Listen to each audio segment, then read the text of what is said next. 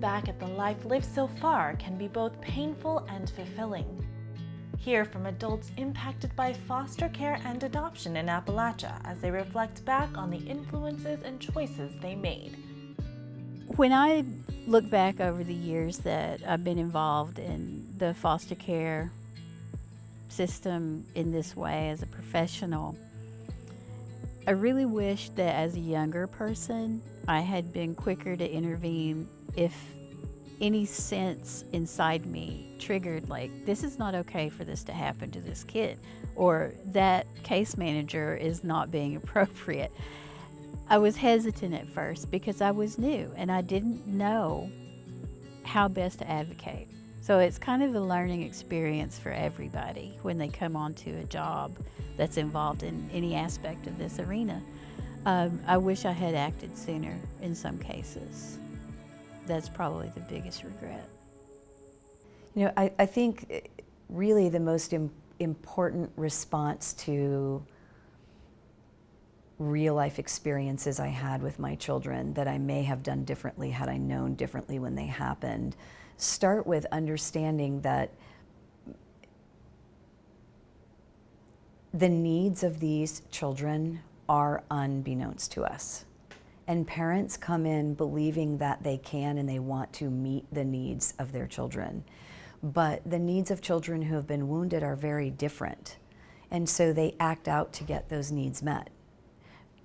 Steal, I don't like that word, but that's a word commonly used in our field. Children steal food. I don't believe you can steal food in the home you live in. We take food, we believe we need more food than we might need. We hide food, we secure food for our own survival. There were many times that I thought I could teach them to need what I thought they should need. So we eat 3 meals a day. You can have snacks in between. Well, that works for a child who's always had 3 meals a day. They don't have to wonder, is there really going to be a second meal and a third meal? So their bodies have acclimated to 3 meals a day with snacks. Children who have been deprived and who are hungry need to have food accessible to them 24/7. In the course of treating children in the foster care system, or any child who comes to you with a counseling need, there are things that will happen that will trigger you. And early in my career, I wasn't prepared for that, actually. So I would have pretty strong reactions. I mean, I would kind of shut down or stop speaking or not make eye contact. And that was when I realized this is not okay for my client. You know, this is their moment, not mine. So I need to keep my reactions internal, and I need to be positive and non-judgmental to them at all times. I wish someone had said that to me early on, because that would have been the perfect thing to say. Whether it be, you know, professionally, I think, sure. I mean, there's lots of situations that I would love to have a do-over and make a different decision or make a better decision. And then, you know, I think as a parent, you always learn and probably reflect and think, you know, maybe I didn't handle that so well. Or, you know, I stayed home with my son for several months and then went back to work full time. And I think now I wish that I hadn't done that. I had the opportunity with my daughter to work part-time, and so I was home a lot more when she was little. And so I kind of wish now that I could have gone back and changed that. And I think, you know, hopefully as you age, you gain some wisdom, and maybe I've gained a little bit of wisdom. But the challenge of being a social worker and a mom at the same time, there were many times when that was dueling roles, and I wasn't always present with my kids because I was caught up in something at work, like a crisis. Or so even when I was home, people were calling me or texting me, and then I was caught up in figuring out those scenarios or those crises, and so I wasn't always present with my kids at certain times. And I think that I feel some guilt about that, you know, that just managing those roles that are both equally important, but I don't know that I always juggled it very well. And part of it was, you know, my kids were at a pretty good place. They had a family that loved them, and here are children who didn't, and I wanted to fight to make sure that they got what they needed. But I sometimes think my kids may have gotten shortchanged because of that. In the course of my career, there have been, unfortunately, not enough times, but there have been a few times when you really invested in a foster child and their lives have really been magically transformed. Over the years, I've learned that one person cannot do anything. You have to be respectful of the culture, and you have to be respectful of the community and the individuals who are a part of that community. So for me, if I look back on my professional role in kinship care, I feel very strongly that what I did was create community. It seems to me that if we can get to the point of telling our own story, of being able to pull out our pain and pull out our discomfort and handle it and share it in an open way, that at least we've achieved a little bit more chance of being a human, of being a good person, of being a decent person.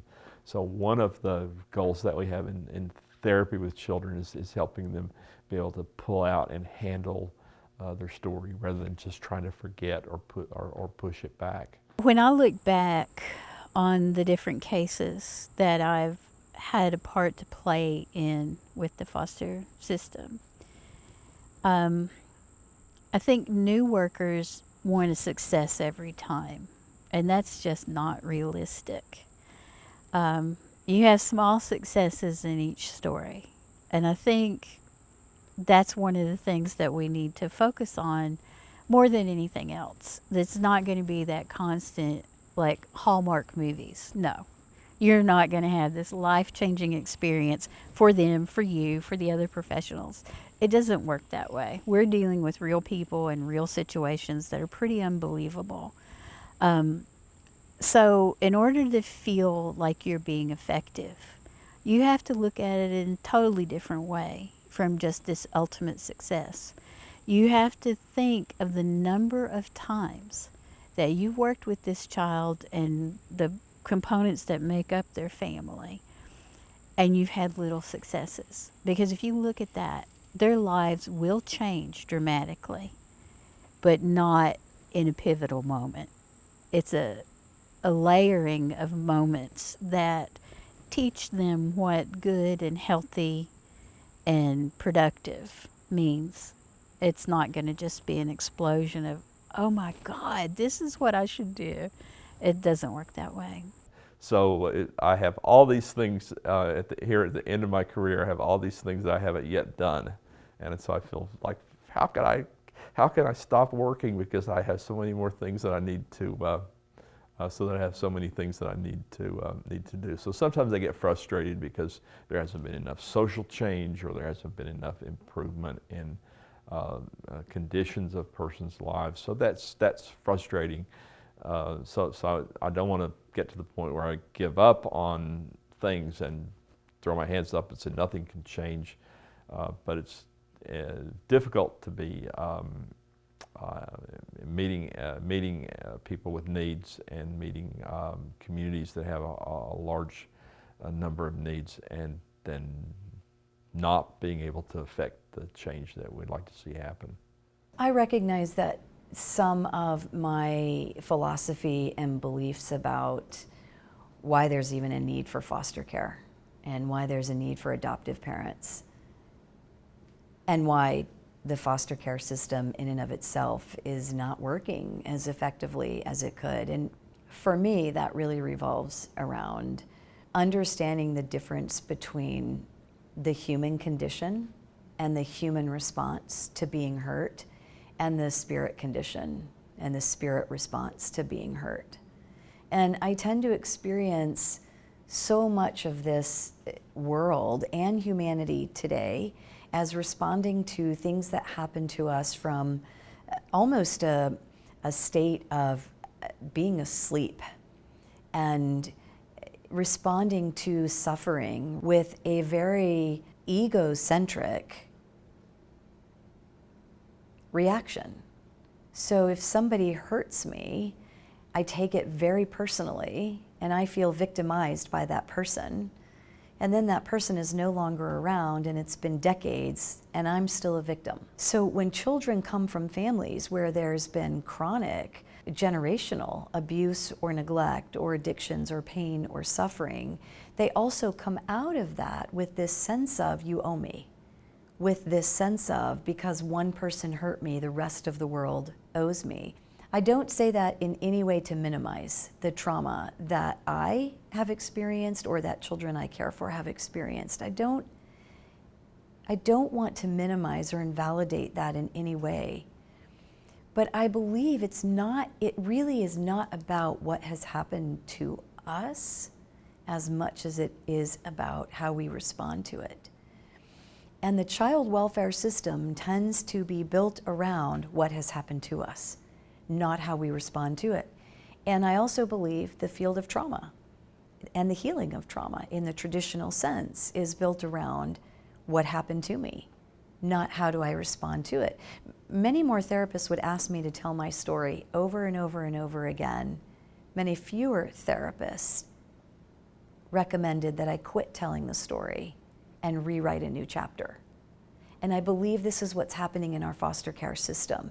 So the trauma that was perpetuated initially is sustained by our own response or reaction to it. When I first heard the term compassion fatigue, I thought, this is such bullcrap. Compassion fatigue? But then when I really started to understand that when you are compassionate to so many people, you kind of get numb inside and you just don't really know how to feel.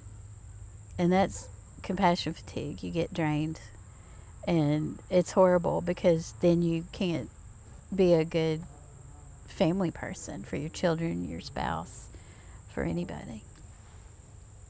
It's hard.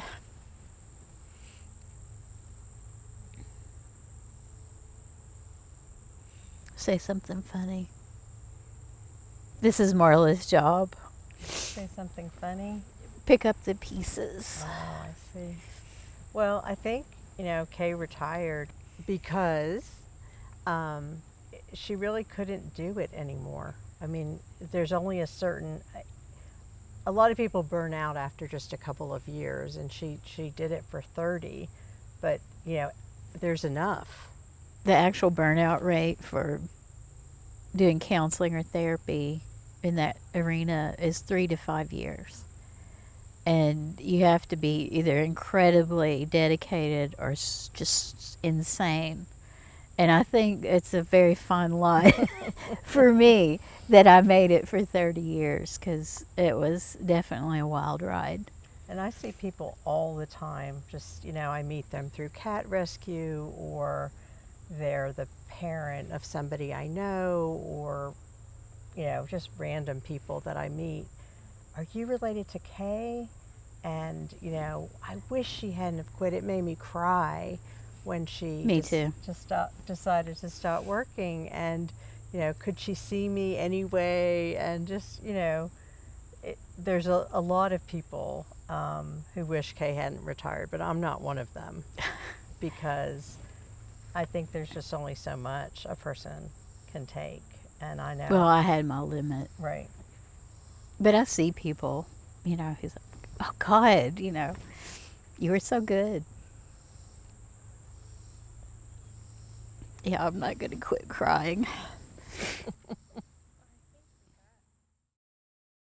There are times that I feel defeated. Of course, I came up and educated in the late 60s and the 70s, which is a period of rapid social change and a period of optimism. And so sometimes I feel very defeated when I don't see progress in the national or local community that might reflect those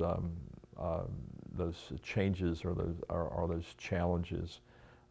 Very much my Christian faith was influenced by the notion or the concept that our purpose in life was to give back and to do something and to be useful for others, that we all had a mission and a purpose in life, and that was kind of a fulfilling driving mission in life, and that can be frustrating at times, because just sort of, can I relax? Can I take it easy? Because maybe those times never come. When I think about situations in working with families, there are a few really positive times. And I do think foster care in general has the priority of reunification first. And if that doesn't pan out, then they look at placement. There have been a few times with some families where almost always it's not a unified family. It's a single parent. It can be the dad or the mom and the children, but not the mom and dad together. I don't know that I've ever had that happen in the course of my experience. But sometimes one of the parents really understand, I can't do this anymore and keep my kids. This is more about them than about me. And when you have that aha moment with a parent, they know, and they have to make these changes to ensure the quality of life for their children. Sometimes they do. It's not always an adoption or someone timing out at age 18 in the foster system. Sometimes families can pull together, but it takes a total commitment to living a better life. They can't be the person they were when they first encountered the foster system. They have to totally change, and that is a really huge commitment for them, for their children, for their families that do support them. And it can happen, and it's beautiful when it does. But by the same token, it can be beautiful when a child gets into a situation, whether through adoption or timing out in foster care, when they've had the elements given to them, the tools for them to create their own life. That's great. The past is what we've traveled so far. Reminiscing about what has transpired may bring growth and change for the present and future.